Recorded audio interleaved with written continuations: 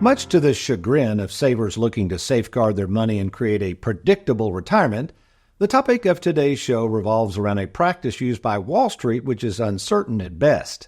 The practice of trying to predict the future using something called Monte Carlo simulation, a process that uses non-guaranteed past performances of the past to predict how long a retiree's money might last.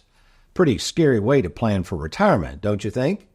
Especially for savers who are retired or nearing retirement, who are sitting there with all of their money currently in the stock market and, yes, speculating with how long their money might last. And believe me, you can do all the Monte Carlo simulations you want, but if we have another 2008, you can throw these goofy predictions out the window and end up feeling like this young lady. Tell me about your 401k. Does this answer the question?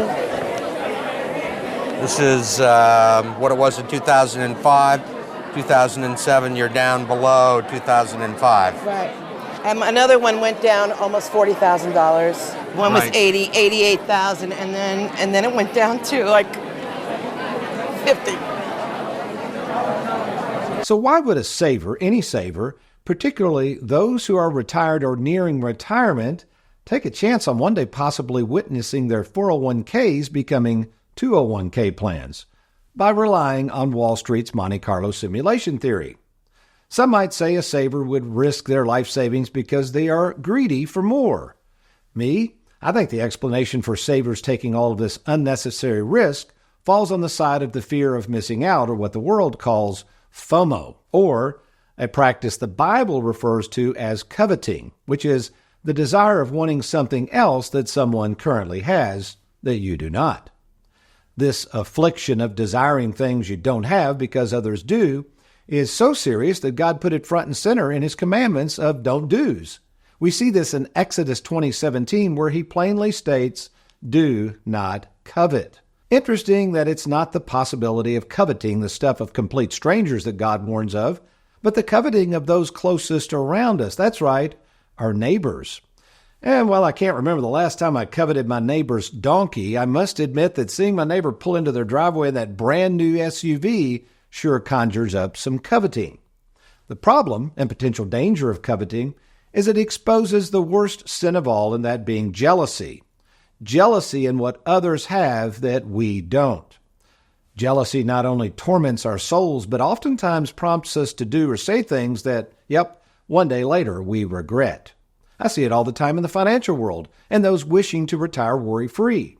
They don't know how much they need to comfortably retire, so they Google on the internet this important question, and they land on goofy and arbitrary studies like this one, leading savers to believe that they need $1 gajillion to make it in retirement. Then, realizing they only have, let's say, $500,000, they begin to kick themselves for not taking more risk, and worse yet, are jealous that their coworkers seem to have more money than they do because, they've risked it in the stock market. A lot more money, and you see where all of this jealousy goes. It goes nowhere, because when you start to covet the things of your neighbor or covet the figures thrown around by the financial world, not only might you worry more about the future, but worse yet, you start worrying about the present.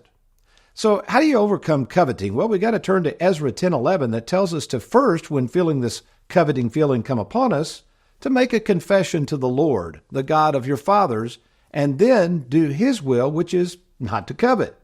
2 Corinthians 5:12 says this, but instead it says to focus on what you do have and to be content with what you've got by taking your eyes off the world. 2 Corinthians 4:18 says the same thing, placing it squarely on God. You do that, and I assure you, the coveting of other people's stuff and their way of life will begin to disappear. Then you can focus on enjoying the things you have before it's too late.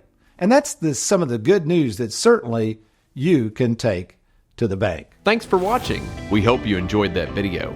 If you'd like, check out these other clips.